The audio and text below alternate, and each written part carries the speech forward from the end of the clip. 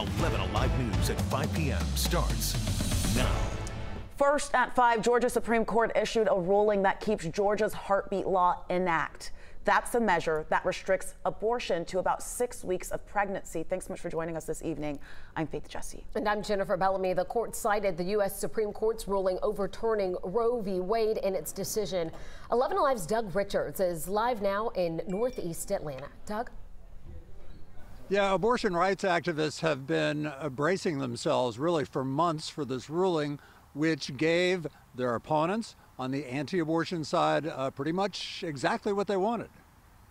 Lives are being saved because of the ruling today. Suzanne Guy spent part of the day celebrating a ruling that validated the work she'd done at the state capitol 4 years ago, helping to pass a law to prevent women from ending their pregnancies after detection of a fetal heartbeat.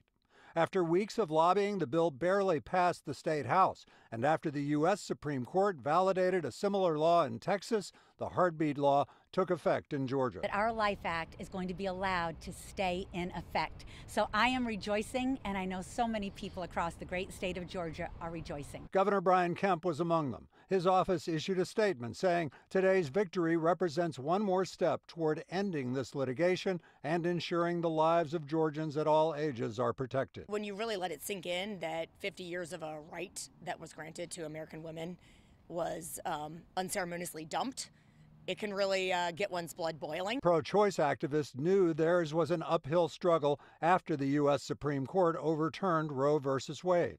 Democrat Elena Parent thinks voters ought to be able to decide the issue themselves. I have no doubt that if that were the case, that women's reproductive rights would be restored. Democrats have introduced a bill to do exactly that, to put it on a statewide ballot. The Republican majority in the legislature, which passed the heartbeat law in 2019, remains pretty much intact in 2024. Don't count on them to give the Democrats' bill any traction whatsoever. Live in Northeast Atlanta, Doug Richards, 11 Alive News.